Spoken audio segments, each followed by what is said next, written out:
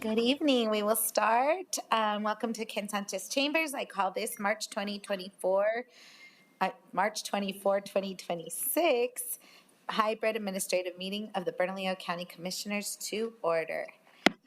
We will have a moment of silence followed by the Pledge of Allegiance led by myself.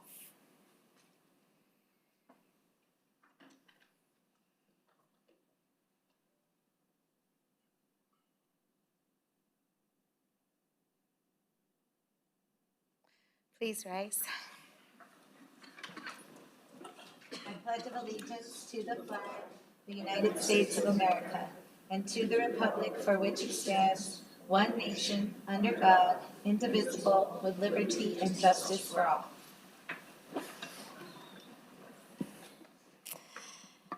Thank you. Item number 3, Madam County Manager, are there any changes or additions to the agenda this evening? Yes, Chair.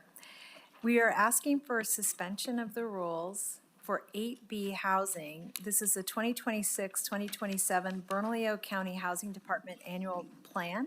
Staff is requesting suspension of the rules to adopt the item at introduction to meet the HUD deadline for the submission of the annual plan.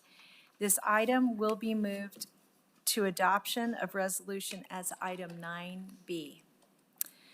Item 8C, Community Services, Bernalillo County's Parks, Recreation, and Open Space Facility Use and Fee Policy. Staff is requesting the suspension of the rules to adopt the item at introduction in order to open registration for summer programming. The item will be moved to adoption of resolution as item 9C. 8D, from Technical Services. This is a funding agreement for Aldea de Rio infrastructure project with our partners at Yes Housing. Staff is requesting suspension of the rules to adopt the item at introduction in order to budget the grant funding from Yes Housing so that we can proceed with the next steps of the project as part of our agreement with the state and make as many of these investments as we can by June 30th. Thank you. Thank you, Madam County Manager. I so move to move suspension of the rules for the 3 items explained. Can I have a second? Second. Thank you, Commissioner Olivas. All in favor, please say aye. Aye. Aye. Any opposed? Okay, great. Thank you. That passes unanimously. And Madam Chair, if I could just clarify for the record, there was 8B. yes. So everything that is under so 9B, C, and D will become 8B, C, and D. Yes. Thank you. Okay, we're moving on to proclamations, and we have starting with our Director Ken Sanchez to present our Accounting Department acknowledgement. Yes, thank you so much. And I'm going to just assist the team because you're going to want to give them a big round of applause in just a moment. So this is for our Bernalillo County Accounting Department. Bernalillo County's Accounting Department is the recipient of 2 distinguished awards for serving the community in a fiscally responsible manner and communicating county finances in a clear and transparent fashion in 2 separate publications.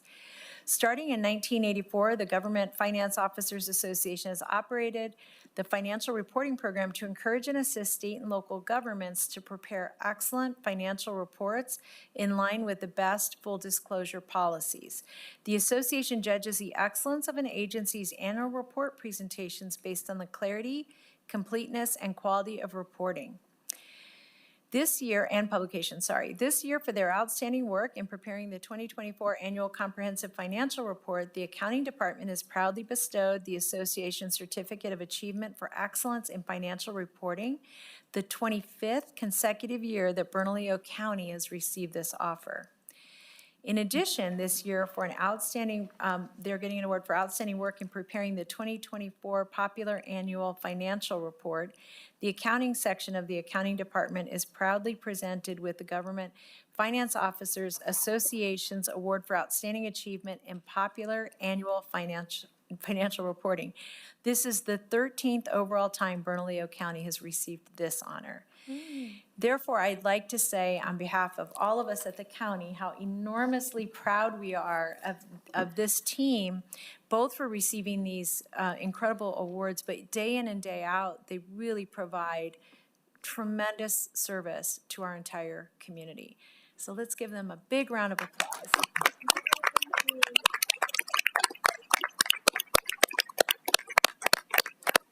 Thank you all so much. Yes, Ms. Jackie Sanchez. Thank you, Madam County Manager.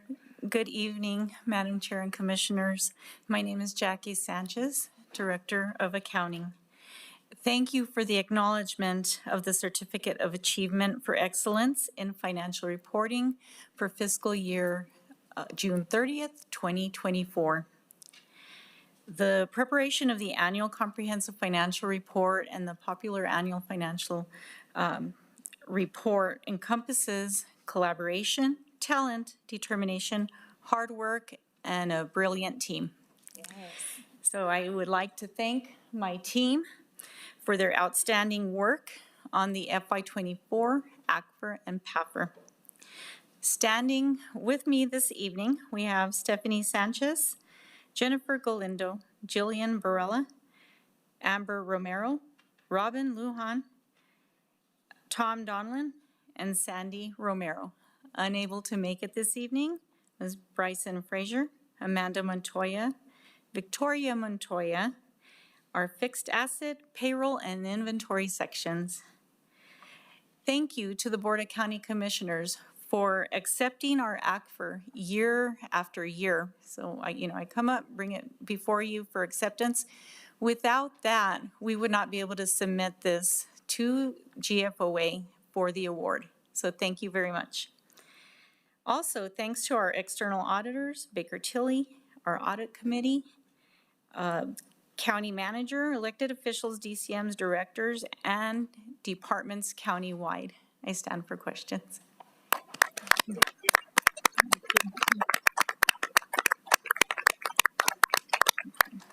This is very exciting, and as the board that is supposed to be fiscally accountable, I am so grateful for you all giving your brains and time and commitment to our county to make sure we are financially excellent, not just regular. We're excellent, thanks to you. Right.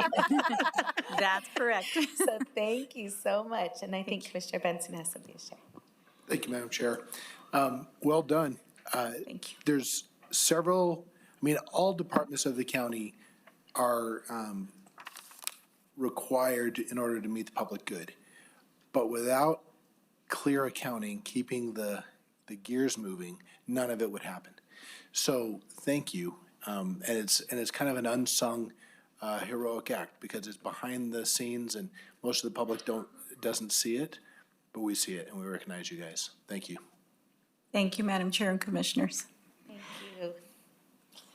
Yes, Commissioner Barbara Baca. I'm stumbling today. Oh, no, just thank you all very much. What has been said here is true. You are right on in our book. Thank you for the kind words. Thank you. Congratulations on the award.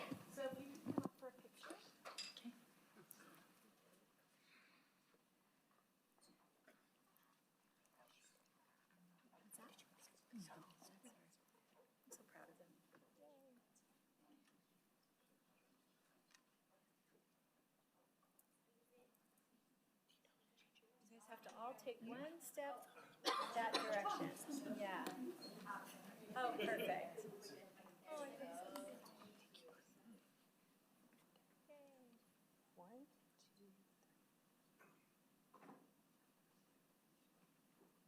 Thank you.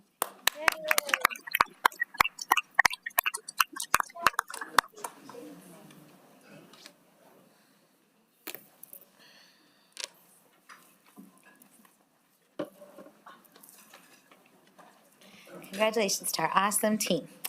Okay, moving to public comment. Javier, do we have people signed up for public comment today? Yes, Madam Chair, we have 3 public comment. Okay, We will move to public comment. Each person has 2 minutes. You will be alerted about your remaining time when your name is called. Please make your way to the podium if you're speaking in person. Before making your statement, please state your name for the record. To maintain order and decorum and in the spirit of professionalism and respect for everyone present, speakers must adhere to the 2-minute time limit. If the conduct of the presenter violates the rules, they may be subject to removal. Javier, please call the names of today. Thank you, Madam Chair. Tonight, we have a total of three speakers, all in person. When I call your name, please state your name for the record. The first speaker will be Dr. Geraldo Cianello, followed by Marlene Salas, followed by Bianca Encinas.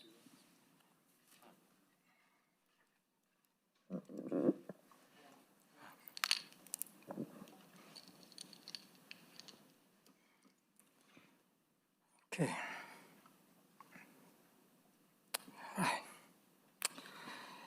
Good evening, Madam Chair and members of the County Commission. I am an alternative health doctor and minister.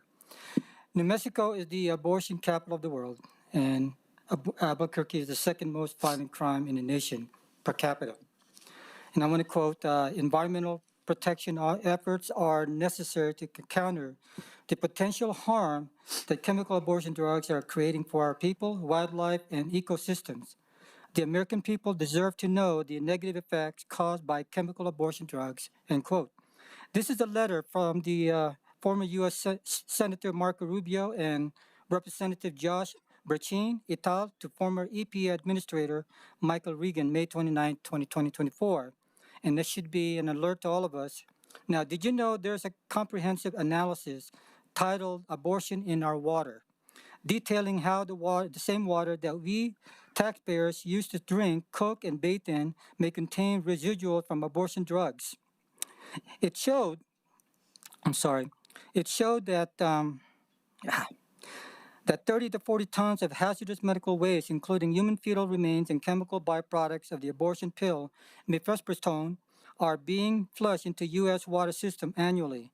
It estimates around 700,000 chemical abortions annually, with the waste entering public water supply due to at-home use and disposal via toilets. The wastewater treatment plants are not designed to filter out this metabolites of fetal tissues, which is a national public health and environmental crisis.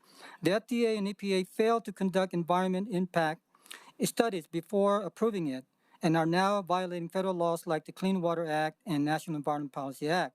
These harmful drugs are endocrine disruptors, potentially contribute to rising infertility rates, liver injury, heavy vaginal bleeding, uterine cramping, nausea, vomiting, diarrhea, headaches, and dizziness, and call for public hearing and stricter regulations. And I just want to add that as your commissioners, what are you guys going to do about this? Is there a plan of action? Thank you. May God have mercy on this county. Marlene Salas, followed by Bianca Encinas. Good evening, Madam Chair and County Commissioners. My name is Marlene Salas. I do community outreach for South Valley Main Street. The reason I'm here tonight is to support Commissioner Baca's initiative for the county community centers and the sliding scale. And the reason I am here to support it is because in my work, parents of young children have been communicating to me that the price to attend city community centers was $10 when it was $290 in the county. A friend, well, 3 friends, had to commit $100 each because a parent literally had to choose which child she was going to send to community center. So we each pitched in $100 so both kids could go. They tried to substitute every other week. I mean, that's difficult. It couldn't be done. So again, I'm here to support Commissioner Baca and this endeavor. It matters a lot. Teen violence is an issue. Commissioner Baca, I went to Atrisco Elementary when your father was the principal. We should have recreation there during the summers because we only had West Side in the South Valley. So the reason that these other community centers were built was for these kids to attend so we wouldn't have to go to the elementary schools. That's the way we used to do it. Yeah. Okay, so I attended as a child. I worked there as a youth. I managed the community center as an adult, and I still go there once a week. So again, I hope that you all support this initiative, because not to support children just doesn't sit well. So thank you, and I appreciate your support. Thank you, and thanks for your lifetime of service to our families. Bianca Encinas? Good evening. Thank you, Chair and County Commissioners, for the opportunity to speak. My name is Bianca Encinas. I'm a product of teen parents, and I'm also a product of free summer youth programs. And through those programs, it made it possible for my mom, who was a teen parent, to be able to go to college, get 2 master's degrees and her PhD. So, I'm thankful for that. I'm here tonight to support free to sliding scale fees for the summer youth programs at our community centers in the South Valley. It's very important. I work with senior citizens, a lot of them who raise their grandchildren, and they're only making about $9,000 to $14,000 a year. And about a quarter of that goes to their property taxes, even including the valuation fees. So to pay $290 per child is really challenging for a lot of our low-income families, especially when in the city they're offering it for $10 per child. Many of our families are struggling right now to pay gas. I used to be able to get fill up my tank for $30, and yesterday it was $50 to fill up my tank. Gas prices are going up, healthcare costs are going up, and so we're here to support our working families, not just in the South Valley, but in the other incorporated areas like Chilili, support our Mexican indigenous brothers and sisters from Chilili to Tajique, to Isleta Pueblo, and to a lot of our working class families in Paradise Hills. Let's give our children and families the support that they need during this time. So tonight, let's vote yes for our children and families from the South Valley to Carnuel to Chilili to Paradise Hills. And just to end, I would also like to advocate at some point, as you all are developing the budget for the next fiscal year, for our recreation assistants who are only making between $18 and $20, which means they technically qualify as low income. So let's look at increasing their salaries, since they're taking care of some of our most important population, our children. So when you're considering some increases in salaries, please take them into consideration, as they're technically living in poverty. Thank you so much. Thank you, Mrs. Senias. Thank you, Madam Chair. This concludes our public comment. Okay, great. Thank you to all our folks making it out on important issues. We will move to item 5A, Economic Development Department Steering Committee. County Manager Cindy Chavez and Director Gonzalez to present.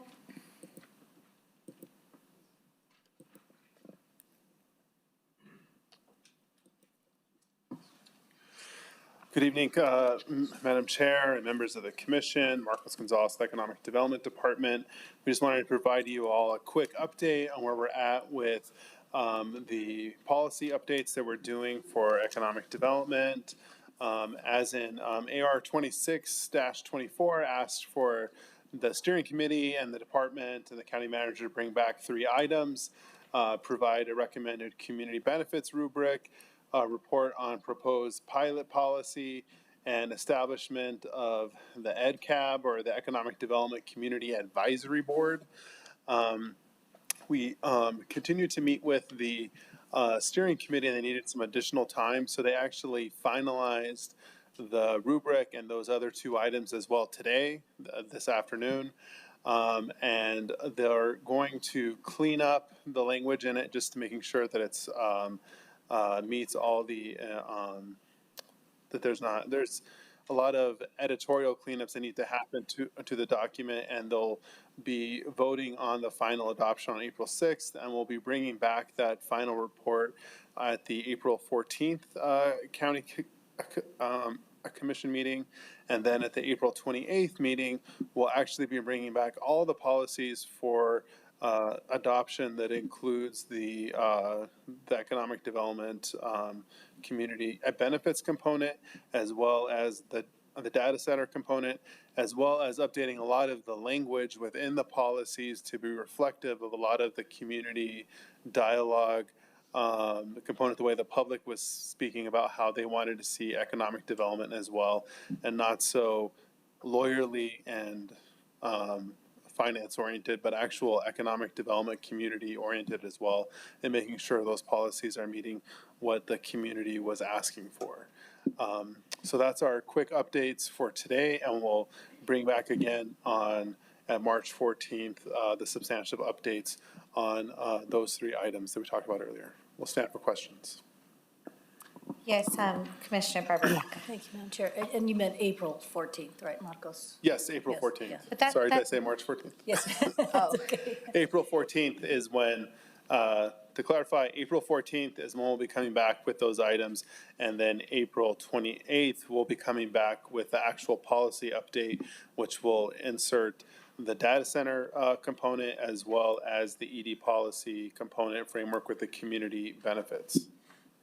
Just to follow up, Madam Chair, so the April 14th meeting, it'll be a report like this, or it will be a vote by the commission? It will be a vote by the commission. Thank you. So the materials, so so first of all, the committee worked really hard to get this done today.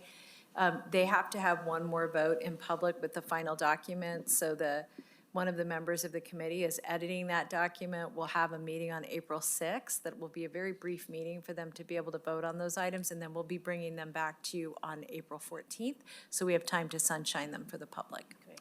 And just finally, Madam Chair, thank you very much, County Manager. Thank you, Director Gonzalez. I know this was yeoman's task that we asked you to do, and I really do appreciate every minute of sleeplessness that you went through on this, and as well as our steering committee.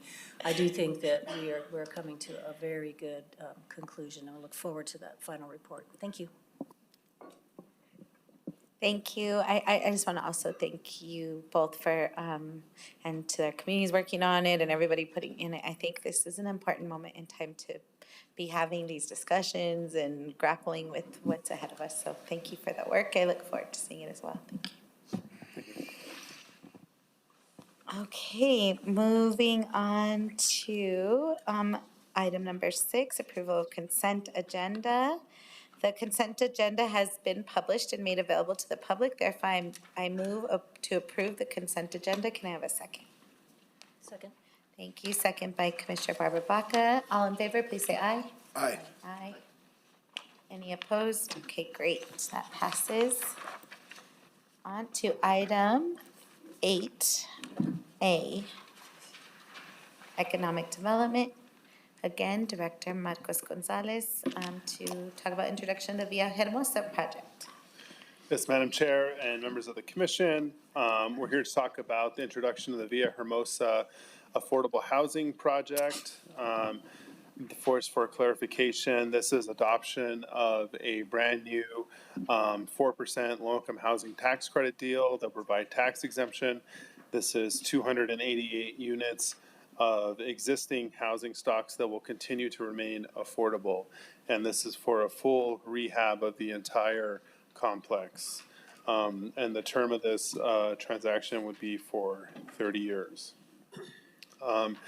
And this is a combination of between 1-bedroom and 3-bedroom units, and then at 60% AMI, and over about 514 people will be housed within the existing complex. And currently, they're under a little closer to 90% of occupancy. This is on Albuquerque's west side, which is on Quail Ridge and Ladera between Coors. This is with Dominium, which is a national housing developer, and they will be rehabbing again the entire site. And they plan to have everything completed by December of 2027. This is the median income range, and then showing the actual rents that would be charged to folks within the different median incomes based on their households. And once again, for the public's benefit, PRB or project revenue bond is done for affordable housing projects to provide in the county's end tax exemption, and is also used for accessing 4% low-income housing tax credits, which provide federal tax relief. And with that, I'll stand for any questions. Can you go to the one slide before this? I just want to make sure I understand this. So this is saying, and you're saying that this is at the 60% average medium income, and that rent would then for a one-bedroom be $1,029? Yes. So folks that make 60% of the average income would be paying rent $1,000 for a one-bedroom. Okay. Oh, and that's the 60%. So if they make $38,000 a year, does that match with that, like, you know how there's that rubric that said, or there's a thing that says like you shouldn't pay certain amount over your monthly income, like 15% or something? Maybe I'm asking too much for right now, but Well, okay, I just wanted to see. I see what you're, Madam Chair, I see what you're saying. We'll double check this slide and follow up with you to make sure that we're correct in the rent rates that they provided to us. Okay, thank you. I just want to add that there is a lot of discussion at a national level as to whether or not this tool still applies because of how much housing costs relative to what people make. So the question you're asking is a really good one. I will say that at least one national organization is acknowledging that for some families, this is more in the 50% to 60% range. And I'm not, and we are using these guidelines because we're aligning ourselves with the federal government. And so as monies become available, whether they're federal or local. So we're using a standard document that does reflect our community. But I think it's a good question for us, and perhaps, one thing we have not done yet, but we will, is schedule the housing discussion. I think a number of you wanted to have it, and we should bring this up at that time, so we better understand the actual impacts. So we'll work on that together. Yeah, that seems steep but yeah, I keep getting shocked by the housing market right now. But okay, thank you. That's all my questions. Any other questions? I move approval. Okay, we have a move. I'll second. All in favor, please say aye. Aye. Any opposed? Okay, great. On to the next item 8. Madam Chair, Oh, may I issue a number? Okay. For the item that was just passed, that is item 8A, the number is AR 2026-34. Thank you. Madam Clerk, can you provide resolution numbers for items 8, B, and C, and D, please? Yes, Madam Chair. Item 8B is AR 2026-35. 8C is AR 2026-36.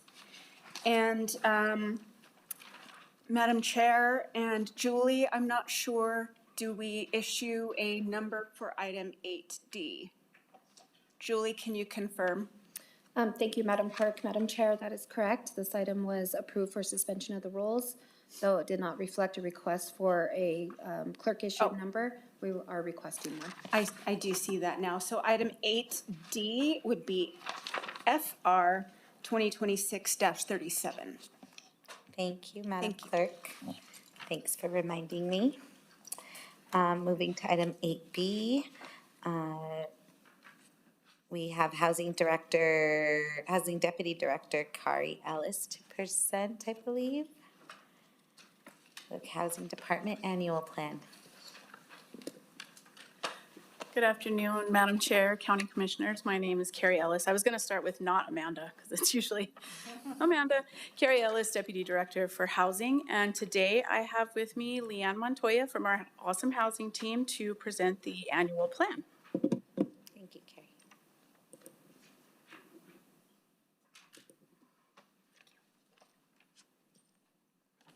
Good evening, Madam Chair, Commissioners. My name is Leanne Montoya. I'm a Program Coordinator with Bernalillo County Housing Department. Today I'm presenting our department's 2026-2027 annual plan for your approval. Each year, the Department of Housing and Urban Development, HUD, requires all housing authorities to submit an annual plan serving as a framework of our operations and successes. In an effort to engage the community, a resident advisory board is formed. The attendees are required to a public meeting. To aid this community review, the annual plan is available for public review at our front desk before and after adoption, and posted online at burnco.gov once approved. The annual plan is required to align with our 5-year plan. In short, our 5-year plan is where we see our department in the next 5 years, and your annual plan is what we are doing to get there. We are currently in the last year of our 5-year plan and will update in 2027. The annual plan contains several required components, which include HUD required forms, Bernalillo County request for adoption, and corresponding approvals. We must also include relevant chapters of our administrative plan, our annual comprehensive financial reports, and audit findings. All public notices, resident advisory board materials, public comments, and community service and self-sufficiency requirements are included as well. This year, we are pleased to present 2 new inclusions.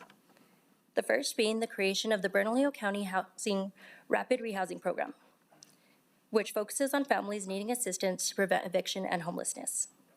The second is the creation of the BurnCo Donation Station, a volunteer-based pantry and resource closet managed by housing staff to help bridge resource gaps for our clients. The process began in November 2025 by collecting all required documents for the annual plan. Notices for the community input meeting were published both in the Albuquerque Journal and online at burnco.gov in December. In January, the Resident Advisory Board formally convened and was notified about the upcoming public meeting and request for input. Through January, the annual plan was made available for public review and public comments were accepted. On January 28th, we held a public meeting at El Centro Familiar Senior Housing, and pending commission approval, the finalized plan will be submitted to HUD in April. At this time, Bernalillo County Housing respectfully requests board acceptance and approval of the administrative resolution for the 2026-2027 annual plan as required by HUD. Thank you for your time, and I stand for any questions.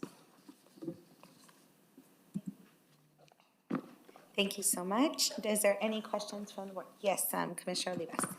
Thank you, Madam Chair. Where is the funding for the rapid rehousing program coming from?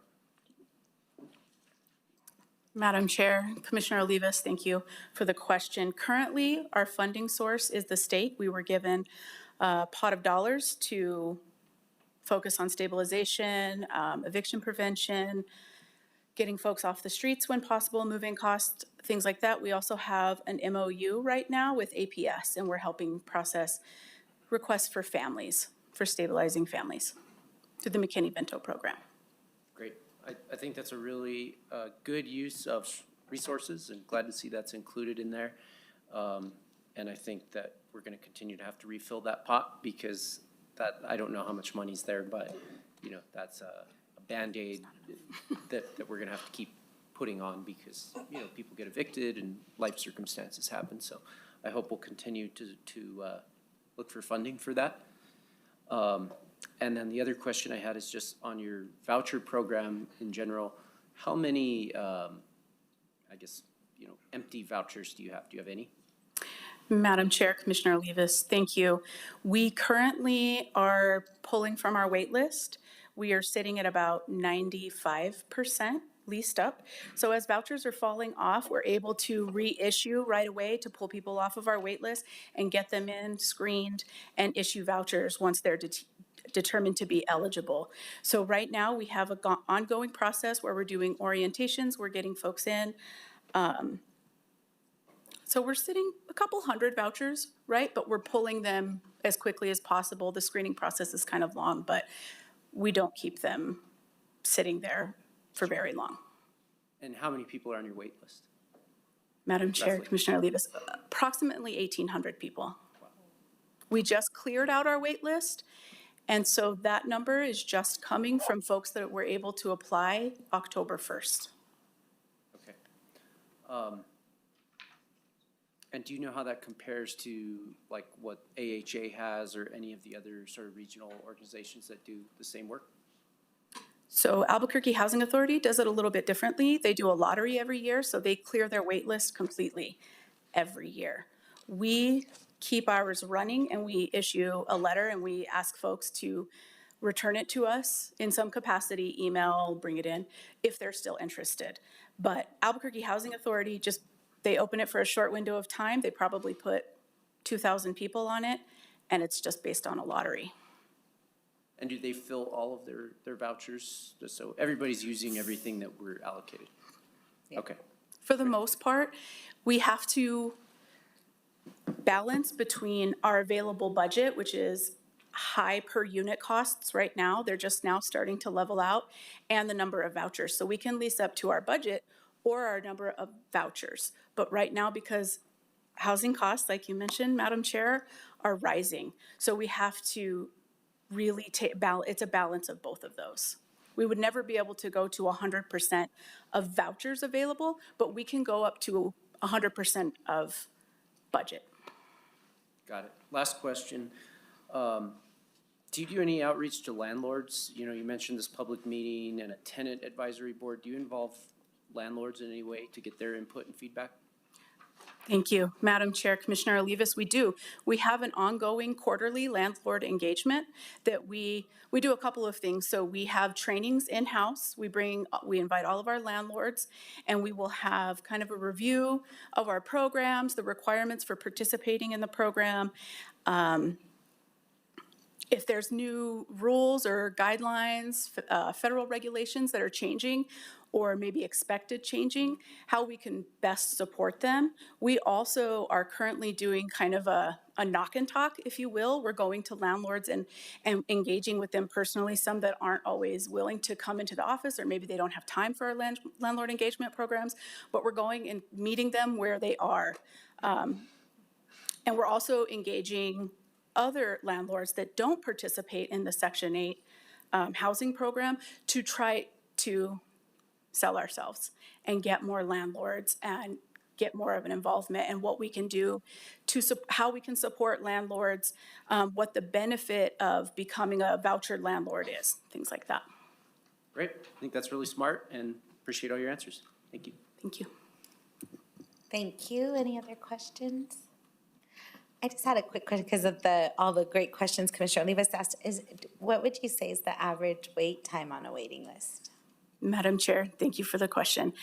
That's unfortunately a sad answer. It's anywhere from 2 to 5 years.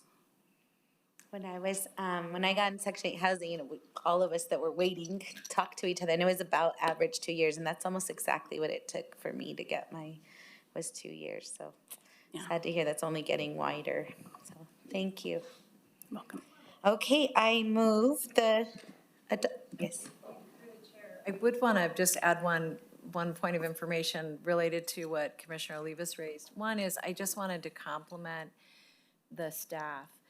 That money that we received for rapid rehousing, these folks absorbed that money with no additional staff to try to make sure we could get that money out the door. And they can tell you what that number is. But that money really came through our partnership with the state this last year. And the secretary reached out to us specifically to talk about, or to ask us if we thought we could handle this rapid rehousing money. And our team said yes, and they got all of the money that we were originally given out the door between October and the first week in January? Yes, January. And at that time, the number was just under 500 families that had been served. And I just want to make this mention because as we think about red tape and what are the actions that we can take to really minimize the friction that it takes to provide these kinds of services, one, they hit the ground running.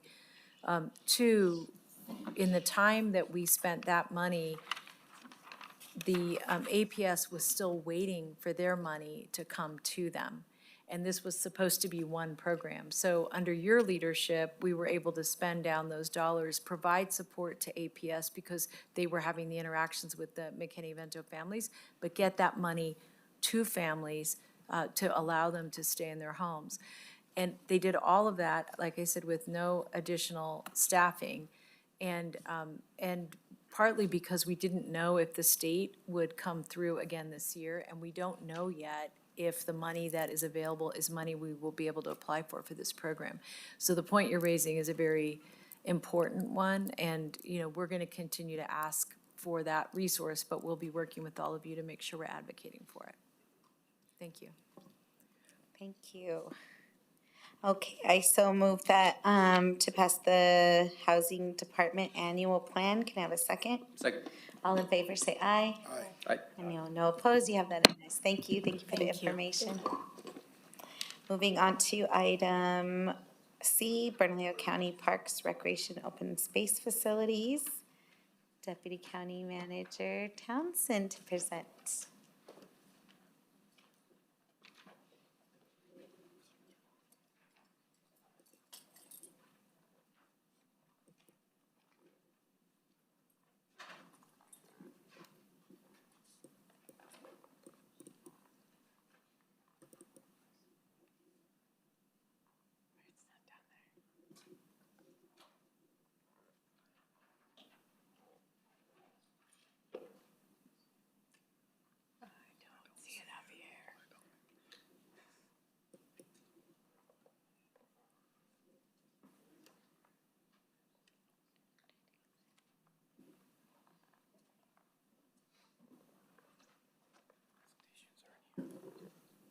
You told me it's gonna be at the bottom right hand.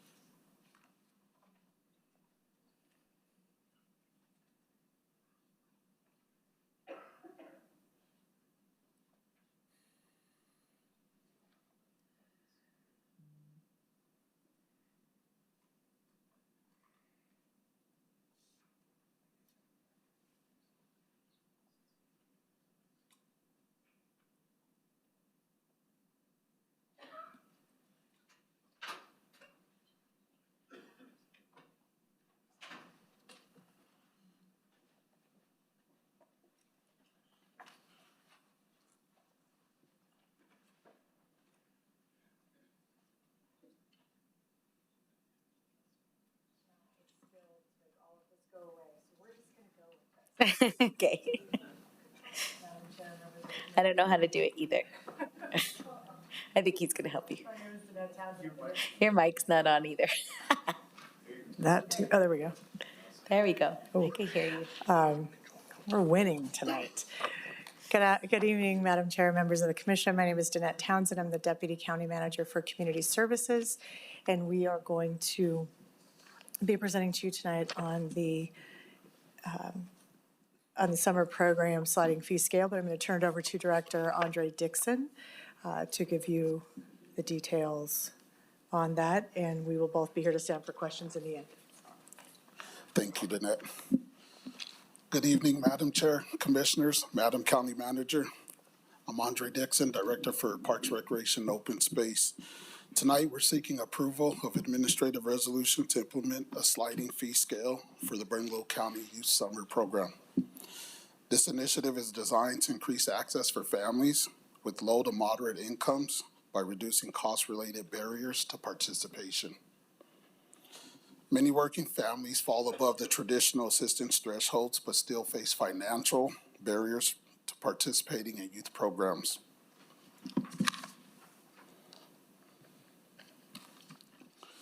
The summer program operates for 7 weeks from June through July and serves youth ages 5 to 14.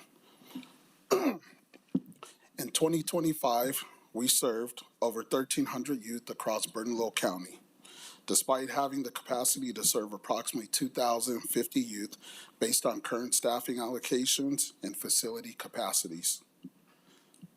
This program provides a safe, structured environment at 7 community centers, supporting working families by ensuring reliable care during summer months. Participants engage in a variety of organized activities, including arts and crafts, field trips, and cooking programs, while most importantly, building social connections and positive peer engagement. We want our communities in Bernalillo County to know we are committed to expanding access to youth programming for underserved and working families. This effort supports positive youth development, provides safe and structured summer engagement, and strengthens overall community well-being. Implementing a sliding fee scale reinforces our commitment to access, inclusion, and affordability, ensuring programs are available to all families regardless of their income.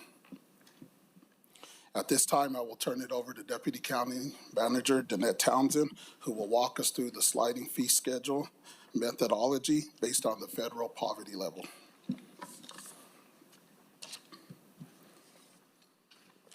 Thank you.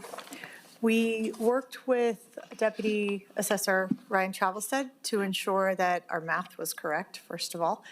But looking at, we wanted to stay consistent with the federal poverty level and how other programs might be implementing something similar so that we were consistent with what families may be looking at or looking into or having to apply for across the board.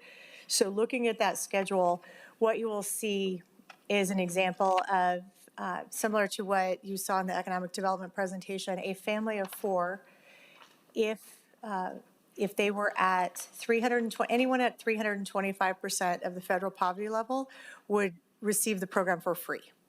The way we would do this is similar to what we already do when we are looking at our half price fee schedule, which would be through pay stubs, SNAP or TANF qualification.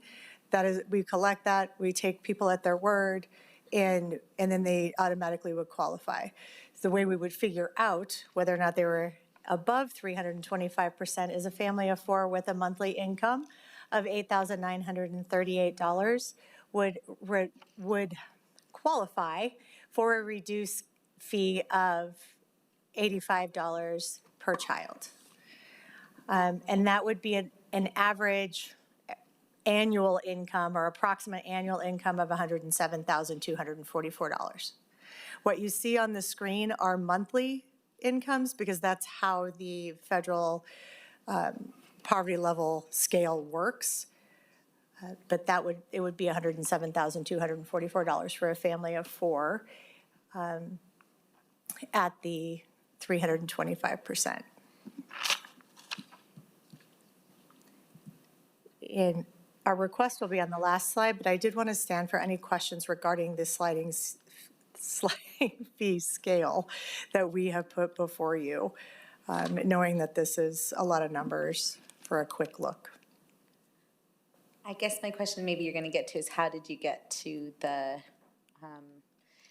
you took up to 300%. So anyone, okay, 325 is over that, they would have to pay a. Correct. So anyone that is at the 325 and below 325% will be free. Anything above that, which is what you will see up in the top right-hand corner, will be the fee for the full 7-week program. Okay. And that's 5 days a week, 11 hours a day. Oh, okay, great. Yes, no other questions, I don't think. So as Andre mentioned in the first slide, our request to you is to approve the administrative resolution establishing a sliding fee scale for the Bernalillo County Youth Summer Program. And our next steps upon approval would be to open up the registration for the summer. Okay, yes, Commissioner Benson. Ms. Townsend, I think you said this already, but you don't verify that income, correct? It's just stated income? So I think I didn't quite hear you, but I think on the income verification, what we currently use are the check stub, somebody's employment check stub, or if they qualify for a SNAP program or TANF programs, we accept that as well. Okay, thank you. Thank you, Madam Chair. I guess my question is, how did you decide that 300% was the magic number? Was that requested by somebody or? Thank you, Madam Chair. What we looked at were what other programs were what they were using, and that was the amount, that income level seemed to be in alignment with some of the SNAP programs and other other programs that were connected to public services. Okay, okay. Okay, thanks. I don't have any other question. Yes, Commissioner Olivas. Thank you, Madam Chair. So the question I have is a little bit off topic, but maybe not. I had a meeting today with the Youth Services Coalition, our partners with, YMCA and Big Brothers Big Sisters, that group. And one of the things they pointed out to me that I didn't think through as the first state in the country with universal free childcare, really proud to say that, that many of these types of services, the services that we provide at our community centers, if they are provided to children under the age of 12 and the center has to be licensed, et cetera, are covered by that program. And so I think about this a lot like we've talked with Dr. Lindstrom about Medicaid billing in his area. And it's not something you just flip a switch and it happens. But, I really think that's something that we need to be thinking about at our community centers. And the conversation was really in the context of not necessarily that we become the licensed childcare provider. Maybe it is, I don't know. But, really the conversation was, should those kids that are below 12 and below, that qualify for that, should those kids, really be focused, channeled into, these state-funded programs and utilize county resources, local resources to the maximum extent for middle and high school students, which is what I'm really concerned about. I've, shared that with everybody in here multiple times, right? Those are the age groups where I think mom and dad are less engaged. Students are more prone to, drug use, violence, all the things. That's where it starts. And so, anyway, is that anything you've given any kind of thought to at this point? I know that law just passed. It's not even really, well, I guess it is active, but, anyway, have you thought about that and how might that affect this in the future? I don't think it has any impact now. Madam Chair, Commissioner Olivas, thank you for the comments and question. There's a couple things that we have to really be thinking about and watching, particularly for the unincorporated areas of Bernalillo County. One is there aren't necessarily enough spaces and programs to serve kindergarten through 12 years old. And that remains to be seen. If they are able to stand up plenty of home-based childcares and other things that could serve the population, the number of kids that we are serving right now, that might look different. When it comes to middle school and high school, we have definitely talked about the need to serve those, that population. Clearly, that's where my heart generally lies. So we're always talking about how we're going to serve young teens and teenagers. With this law coming into effect, we are really going to have to wait and see if we can meet the actual need with licensed programs. We are not in a position currently with our facilities, as well as we also employ a number of 15, 16, 17-year-olds in our programs, which they would eliminate all of that if we were to be licensed or to have licensed programs on in our facilities, as well as we'd have to serve a lower number of students. So there are a lot of factors that we're going to have to look into and see how it plays out this summer and over time. Absolutely. And anyway, I just think it's something we need to study deeply as that rolls out and really think about who is best equipped. Is it worth the delegation of labor and saying, let's let the school sites, I'm thinking about like Los Vecinos, right? Let's let the school site handle the young ones and let's the county handle the teenagers at Roosevelt, right? Because literally that's a great case because we have middle school, elementary school right there. So anyway, I'm sorry, I've kind of digressed from this. The only other thing I wanted to say on the fee schedule, totally support this moving to a graduated model. I think it's smart, it's fair, it meets people where they're at in a time when everything is just spiraling out of control expense-wise. But on that note, I noticed the membership fees at community centers, or fitness center fees, sorry. We're charging seniors, it's free, and then for middle school and high school students, it's $75, and for adults, it's $100. So I just think as we go forward, we should really think about that because seniors actually do, I'm not going after the seniors, like, I'm not saying we should make theirs expensive, but they have income. I mean, look, let's be honest here. Seniors have a safety net program that Franklin Roosevelt put in effect for them called Social Security. They also may have retirement, they may have jobs, right? But we do not want to charge them a fee to use those centers. But kids who probably don't have any income and have no safety net under them, we're charging them almost the full fee that we're charging adults. So anyway, I think those should both probably be free. So anyway, that's next steps, but I think that's something we need to look at. I'm so interested. Is that a month? Or is that for like I think it's a year. a year? Yeah. Okay. Thank you. Any other questions, comments? I mean, I just want to say thank you. I think this is so important. I've mentioned all the reasons why, and thank you for doing the work to make it accessible. And we've heard from community tonight and other evenings, so thank you. Yes. I would like to make a motion to approve. And Thank you. We have a motion and a second. All in favor, please say aye. can I make a couple Oh, yes, comments? please. Thank you. I don't want to go that fast. I just wanted to say that I learned a lot in this process, and when I first came on board, I use the word shocked a lot. Probably used it too lightly, but I was something that I learned that I was quite frankly shocked about in terms of the fee schedule versus the city, which is very inexpensive, $10. But what I learned is that the county has a very robust program and much more robust than what the city of Albuquerque offers. So I'm very happy to have learned that, and I'm very proud. And I'd like to say this, I hope it's taken in the right way, and you have to hear the whole sentence before you get mad at me, but I think we have somewhat of a love-hate relationship, which is that I love them, and they probably hate me.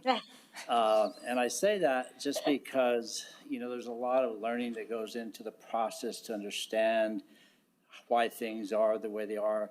And I just appreciate the dialogue that we've had, the interaction that we had, and just the discussion that we had over the period of time. And just a couple little comments again about things that I've learned in regards to the fee. And it's not just, and what I've learned, for example, over the course of the years, we don't turn away people if they come in without money. And I've always appreciated that. But what we don't realize sometimes is the deterrence effect of knowing that there's a fee, that they won't walk into that center because they know that. And I think most of us, in fact, I'm sure probably all of us can remember a time where that $300 fee would have served as a huge deterrence, right? To walk in. It's hard to imagine now, perhaps at our, where we are now in life, but back then, I think I certainly remember, and I think everybody here does as well.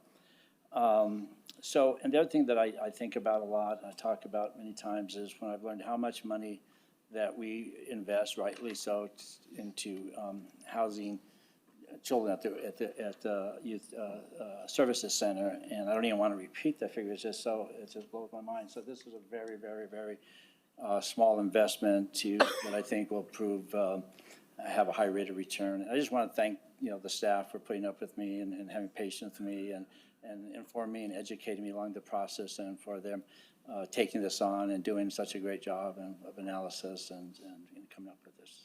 So thank you so much. Yes, Commissioner Olivas. I'd like to make an amendment. I would like to offer the amendment to strike the $75 fee for fitness centers for middle and high school students. As part of this, okay, do we have a second? Second. Okay, we have a second amendment.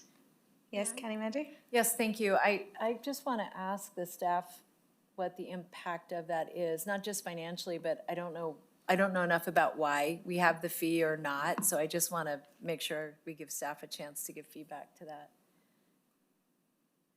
And also, we don't know the cost of that, so I would like to, or impact, I just don't know. Yeah, like how many high school, middle school students currently pay $75 a year? Yeah. Madam Chair, Commissioner Olivas, Madam County Manager, Honestly, I don't know off the top of my head what the financial impact would be to doing something along those lines. This particular resolution is specific to one portion of the overall resolution. If I might offer an opportunity that we could possibly go back and look at all of the fees that we are charging across the board. It hasn't been looked at in about 5 years. And that would help us to really look at whether or not we are being fair and equitable in our fees, as well as what the financial impact might be when it comes to our community centers, sports, and fitness centers, and aquatic centers. And let me just say this, I'm not opposed to this, and, you know, I think that what you all just did was really wise. The reason I'm asking is, I don't know how many centers we use, I don't know how many children aren't using it because of the fee. I actually don't know all of the centers that charge this fee, and what I would request is, if you all gave that to us as part of the budget process, because we did ask staff to take a look at the fees and fines because of an issue that you all raised during one of our budget hearings, so folks are looking at that right now. But that way we could at least tell you the impact, and to be candid with you, I don't know why we would have a fee, I don't know if that's how we get people to fill out the form so that we know that we have permission for them to lift things. I just don't know anything about that. Madam Chair. Yes, Commissioner Lewis. Just as the sponsor here, I'm not going to withdraw this. I think, the expenditure for the entire change to this program to go to this reduced or no fee structure is less than $100,000. I just have a really hard time believing that this one small fee would be anywhere near that amount. And if we can't say that we care about, teens and high school students and then say, well, we're going to study it and wait. I don't mean that in a negative way. We should study all these fees, but the summer's coming up and, we want these kids to be doing something productive, and I think that's what. And I also just want to respond to be really crystal clear. And this actually goes back to something that Commissioner Frank Baca said. When Commissioner Frank Baca initially asked us to look at this, we were trying to understand and I mean this in the best way, how to take a more rigorous look at how we conduct ourselves, how we conduct our business, how we make sure that we are purpose-driven in our outcome. So I know you didn't mean it to sound flip, but I want to just say that the point of examining something isn't to study in perpetuity, and we're going to have our budget discussion on April 14th. That all said, I think we, across the organization, could use the argument that if we're for this, we'd obviously take this action, which is, reducing fees, and we could do that in probably a lot of areas. So I'm not trying to be dismissive. I really agree with you that when it comes to middle school and high school, we are not doing nearly enough to engage them. And when I think about even my own growing up, I know exactly what happens in middle school and high school. That said, the only thing I was asking for was to better understand what the process is and why we have the fee. I just don't know the answer to that. I understand you're not withdrawing it. It won't break the bank if we do this. I am concerned about us not understanding, because I just don't know why we had that fee in the first place. So all that said, whatever the commission decides, we will implement and make happen. In addition to that, I think the point that was raised by our DCM is what's really important about what I think Danette is saying is that looking at all the fees is probably a good idea. And we haven't done that in a number of areas. And we started to look at that based on direction that we got from all of you for the budget. So we are examining those now, and many of them were established in 1993, 96. So we haven't looked at them for some 20, 30 years. So thank you. Thank you. Yes, Commissioner Barbara Baca. So can you restate the amendment? It's to dissolve the fees for. It's to strike the $75 fitness center fee for mid and high school students. And fitness center, Madam Chair, so fitness centers are where? Are they in every community center? Are there just a handful? What are our fitness centers? Madam Chair, Commissioner Baca, we have a total of 5 fitness centers. Vista Grande Community Center, South Valley Multipurpose Senior Center, Los Pedias Community Center, apologize here, and Raymond G. Sanchez Community Center. And the definition of that is you have like weight machines or something like that? A fitness center is defined by having, yes, cardio equipment.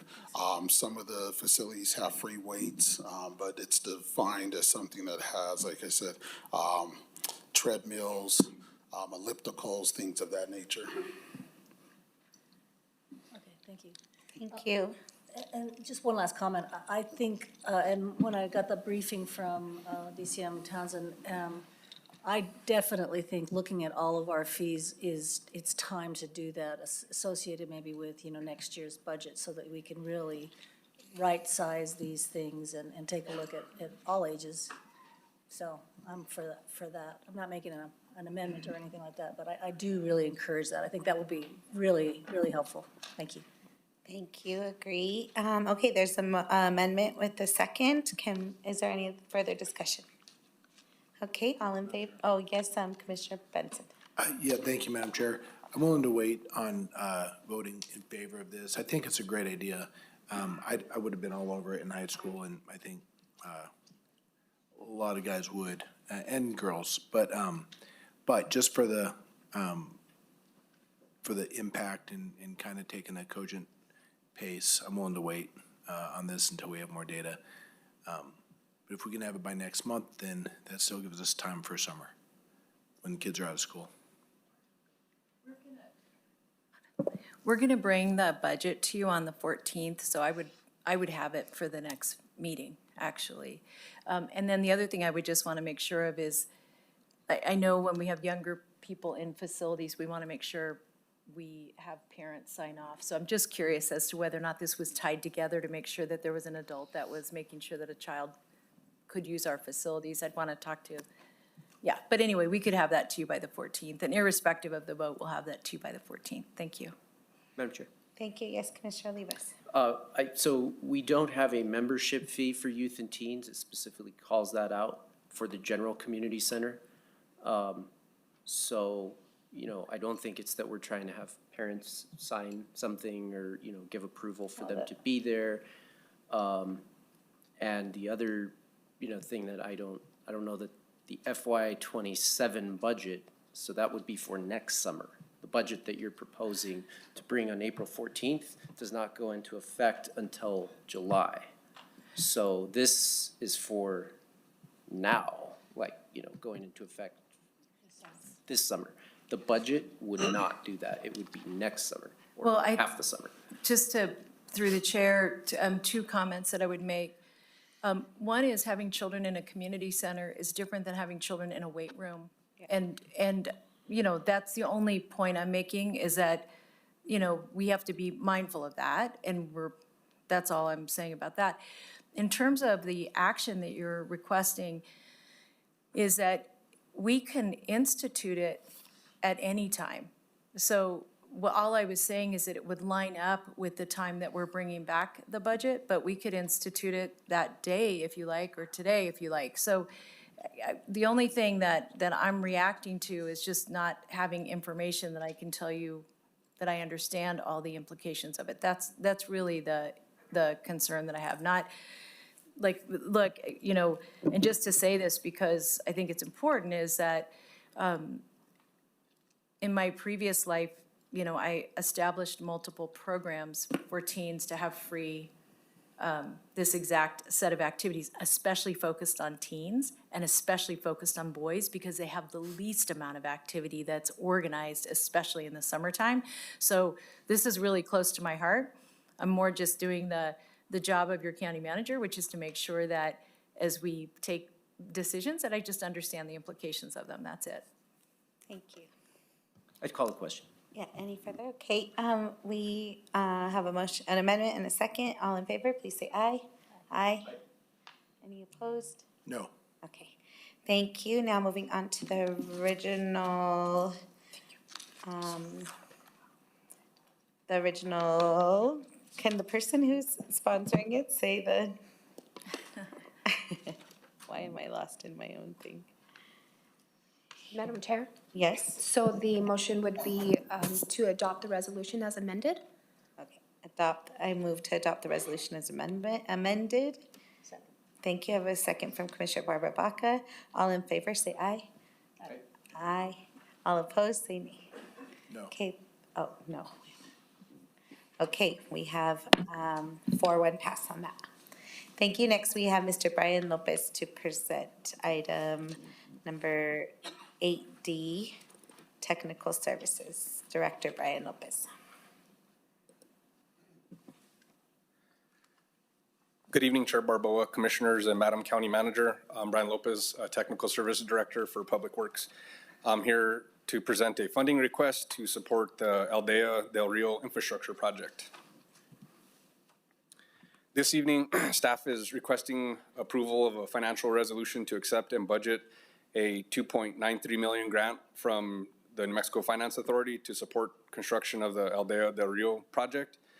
This project is located in District 2 and will support development of 128 affordable multifamily housing units in the Kenny Brick Mountain View neighborhoods near Rio Bravo and 2nd Street.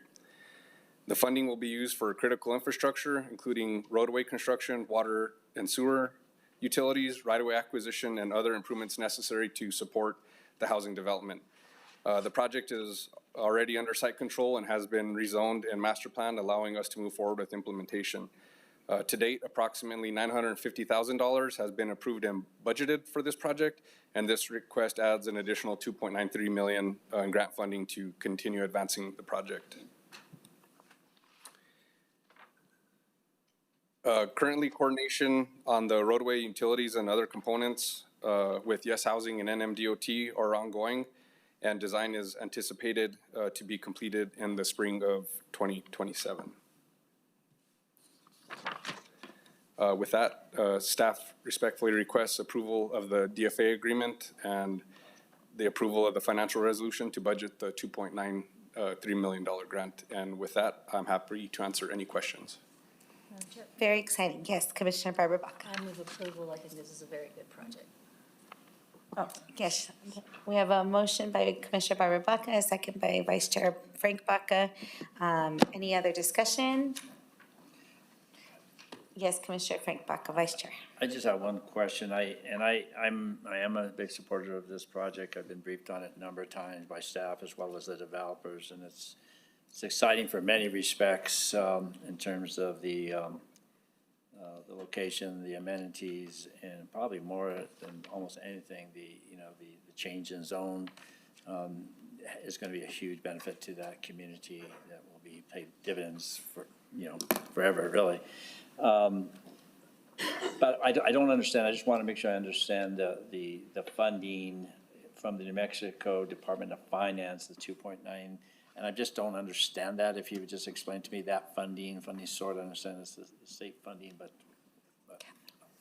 how did they get that money, or how is that money coming to this project? So when Secretary Nair was given the responsibility of getting the $110 million that was given to her department out the door, what she was also given the opportunity to do was look at funding that had been available for housing but unused in a number of different buckets. And what she was trying to do is take the $110 million and grow it so that whatever the total amount of revenue that was available, that she would be able to push it out the door, because as you know, with reauthorizations and other challenges, they didn't want the money just sitting and wanted an opportunity to get that money out the door. So when we received I think our total amount was a little over 60 million. There were buckets of money that she asked if we could spend them, because she was getting requests from a number of developers to be able to fund things that were outside of the 110 million. What was unique about this funding is it was available for infrastructure. And what we knew that was holding up this particular project was infrastructure. So that's how that money came to Yes Housing for that particular location. And she asked us whether or not we would collaborate with Yes to get that money in the ground. Okay, thank you. You bet. Thank you. Any further questions? Okay, we have a motion and a second. All in favor, please say aye. Aye. And no opposition. You have unanimous vote. Thank you, Director Lopez. Thank you. Okay, on to Section 9, Introduction of Resolutions. We have 9A, Accounting. Accounting Deputy Director Stephanie Sanchez to present.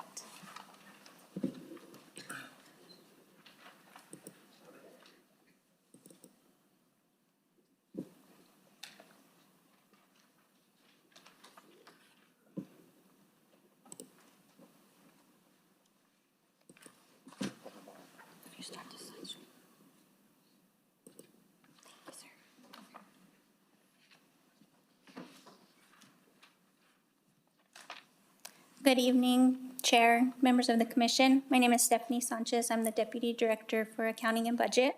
This is an introduction to seek approval for the removal of uncollectible accounts receivable. The total amount being requested is $451,072. These items are from December 31st, 2021 and prior. This table summarizes the accounts proposed for removal, the majority of which totaling $358,000 relate to waste management services. I would also like to highlight the IRB PIL item listed at $59,000. For this item, the property taxes were billed and paid in lieu of the PIL after the agreement was canceled. This adjustment is simply an accounting cleanup item. No amount is owed to the county for this item because either property taxes or a PIL payment is required, not both. After the presentation, representation is available from various departments listed to address any questions that remain. This annual administrative resolution authorizes the removal of uncollectible receivables that have reached the statute of limitations, which is 4 years or 6 years when supported by a signed written agreement. These balances are already reflected in the annual allowance for doubtful accounts reported in the financial statements. And their attachments that were included with the agenda are the accounts receivable administrative instruction, legal memorandum regarding time-barred debt, as well as solid wastes collection procedure outline and flow chart to provide additional detail on those processes. With that, I stand for any questions. Thank you, Deputy Director Sanchez. I move for approval. Can I have a second? Second. Okay, I have a motion, a second. Any comments, discussions, questions? Yes, Commissioner Olivas. Thank you, Madam Chair. So I guess it's been a year ago now that we saw the same thing. And we talked at that time about looking at the waste management stuff. Something was mentioned to me the other day about that. Do we have any update on that or timeline when we might have more discussion about that? So we do, and maybe, Antonio, do you want to talk timeline? And you all gave us direction to go investigate, and we have been doing that. So I'll let him talk about timeline. I can give a little feel to where we are. Madam Chair, Commissioner Olivas, thank you for the question. So we are actively looking at, we're in the data gathering phase, essentially is in doing some of that. Right now, we kind of want to phase it a little bit. What we're looking at essentially is kind of parceling out a portion of the contract. The first part that we're looking at is the accounting of portion of it. They charge us for the accounting, basically the account receivables. What essentially it is you get the funds, you pay your bill, and it gets collected by Waste Management, and then they disperse it back to us, whatever is collected. And the way it's charged, again, is through, if they do the service, they tell us how much was collected, and then they give us the money, and then we pay them back essentially what was charged. So we're looking at that, and then we're going into the actual contract itself. So we've been working with staff here within the county to kind of make sure that we present something to you that is well thought out, because it's going to be a huge endeavor for us to take over this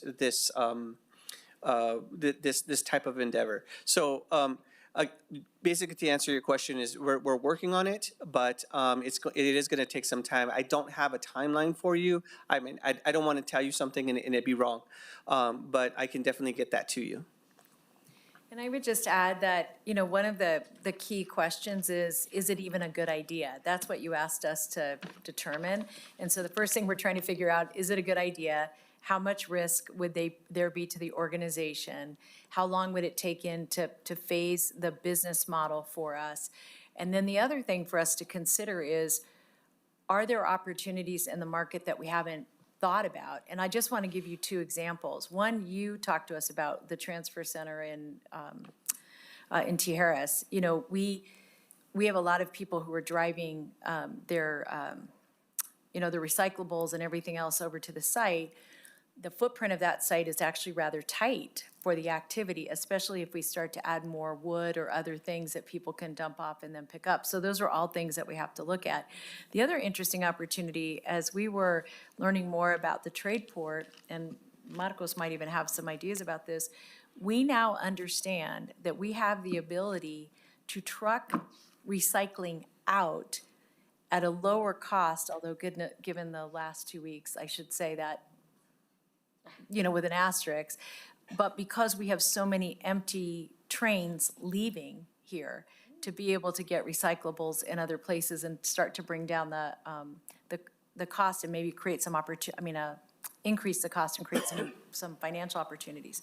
So we're taking a look at all of it in a more, in a very business-focused way, because we're thinking again about what's the rate of return to the customers that we're serving, what's the rate of return to the county, and whether or not we can manage that risk appropriately. So the timeline, I'm sorry that I didn't know that, but we'll get back to you on a timeline, because we've had a lot of brains working on this, and we need a couple other brains before we bring something to you. I mean, not, you know what I mean, more help. Thank you.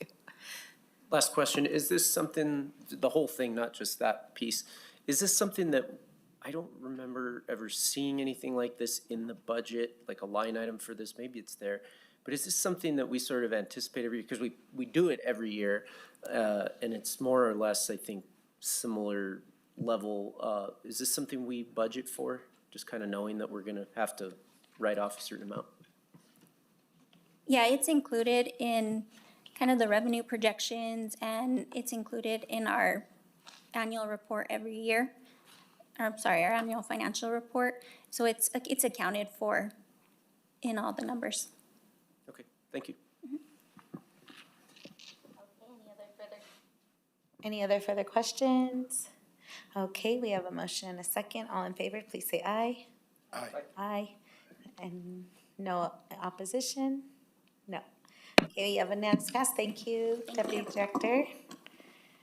And we are on to item number 11. I'm going to mark that it's 6:26. Final, I'm making up for the first two meetings. Item number 11, announcement of the next commission meeting, Tuesday, April 14th, 2026, will be a zoning meeting at 3 p.m. here in Ken Sanchez Chambers. Also on Tuesday, April 14th, 2026, will be the Bernalillo County Administrative Meeting at 5 p.m. here in Ken Sanchez Chambers. Thank you. If there's no other business, this meeting is adjourned. Short and sweet.